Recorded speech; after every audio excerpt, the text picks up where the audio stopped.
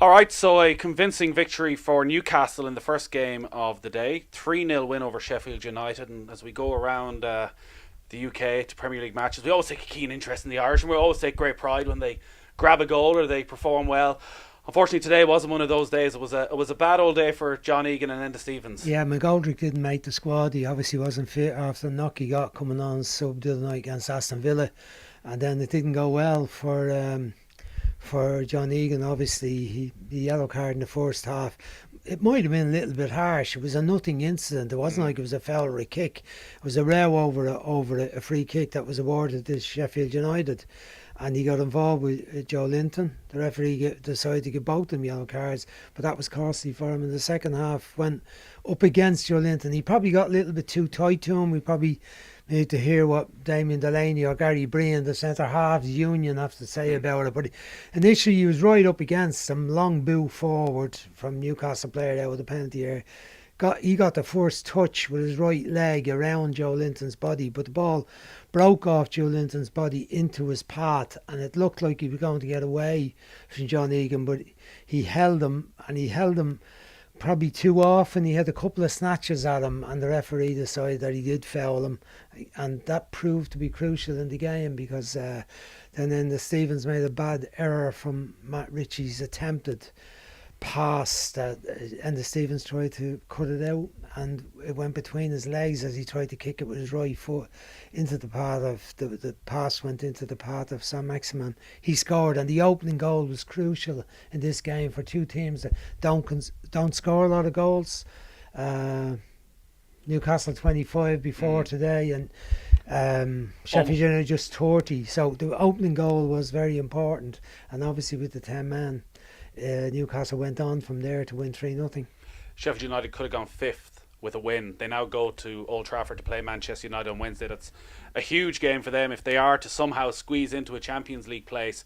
They've been the story. Newcastle often get forgotten about in the way they're nicely in mid-table now, but they got their goals, and three attacking players got their goals for once. Joe Linton, first in quite a while, first at St James's Park for him in the Premier League.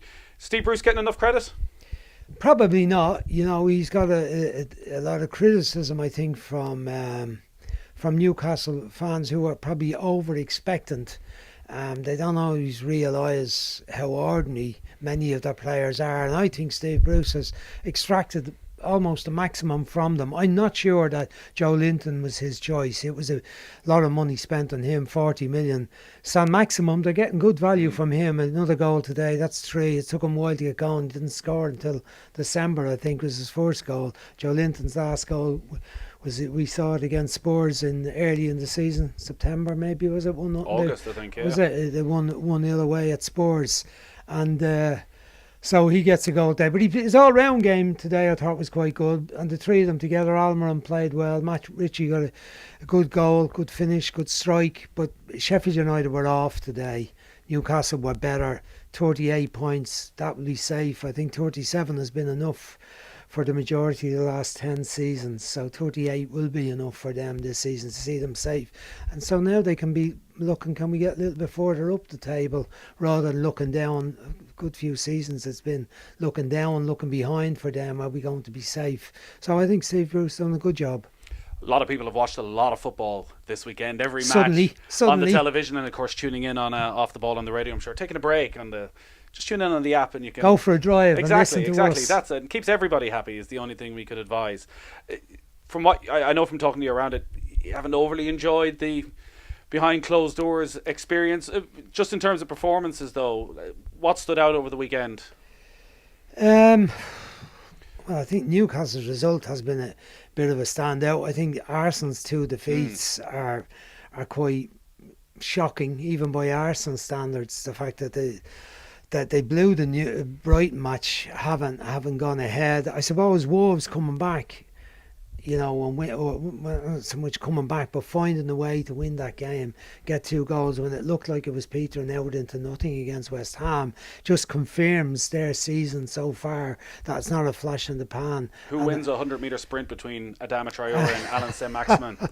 Well, I think Traore's been doing it for a lot longer. I mean, I can remember him playing with Middlesbrough a few years back, playing in the front position and running like running like a very fast hare, but not running in any great direction, running like a hare that was trying to avoid the hounds. But now there seems to be a lot more logic to what he does when he's on the ball, a lot more effectiveness, and he is really a key player for them. Come on and change the game yesterday. But some good performances, but some very mediocre performances so far, and I think the players will need a game or two to get back into the rhythm of their combination plays, of their understanding between each other, and the best of their touch.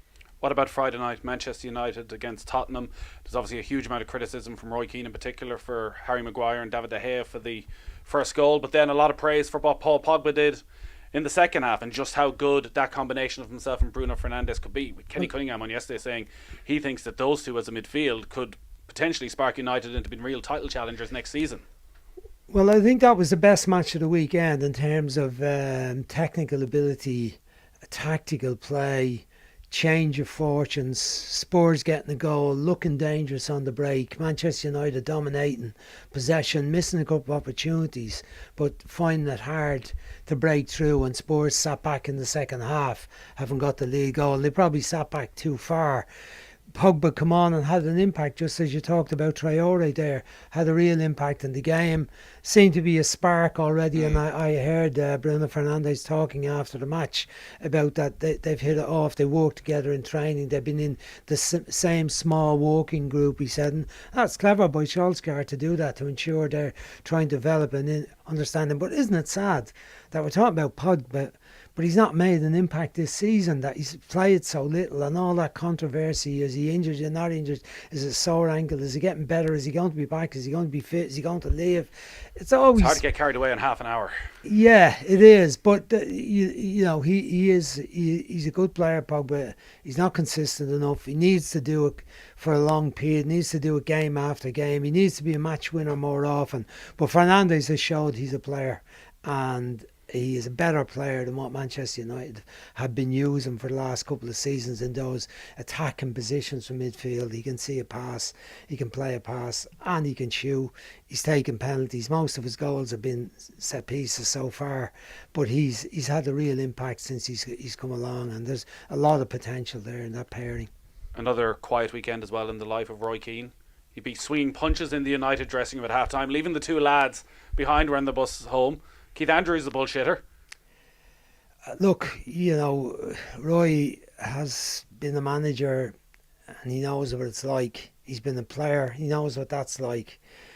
Now he's a pundit, and he's doing his punditry in his own way.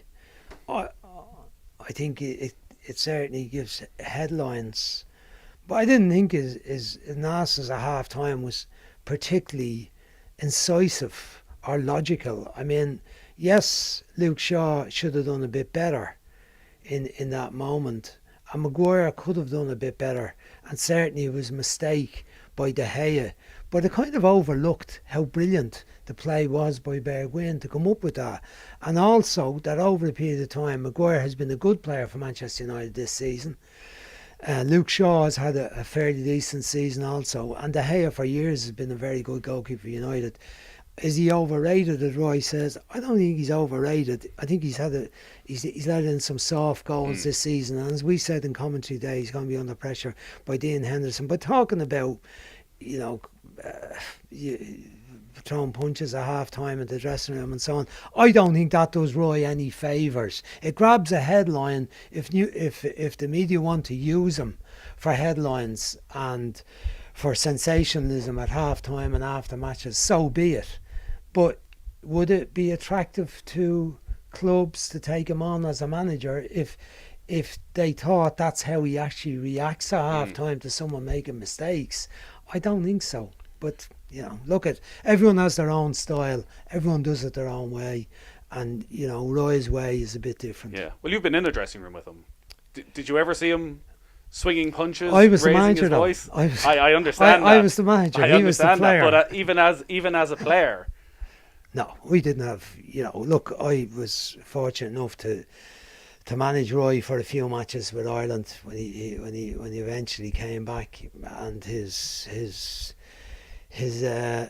behaviour and outlook and the influence was excellent. You know, around the team, in the training, on the pitch. I mean, he wasn't at his best at that time. He was still suffering from some of the previous injuries he's had, but he still had an impact. But it was only a short part in his career, and we got on very well.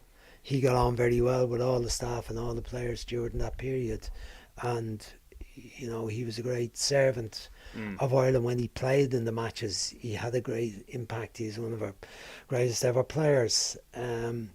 And he's moved on now with his career, and he, you know, having probably said he never wanted to be a pundit, he is a pundit, and he attracts a lot of attention, and he sees the game very clearly, and he sees the game very well too. Yeah, you've done all right. You haven't got the tongue lashing just yet. We'll be sending I'm not him sure. I never read videos, I haven't read the books. Maybe it's in there in the books. I think you did okay. It was McAteer was the problem, wasn't that it? With me. Let's not go there again. We've already done that. I never read any of them. It doesn't bother me. It doesn't bother me at all. All right, Brian, good stuff. We're going to be back Wednesday night. Liverpool against Crystal Palace, potentially the title decider for Liverpool. So we'll talk to you then.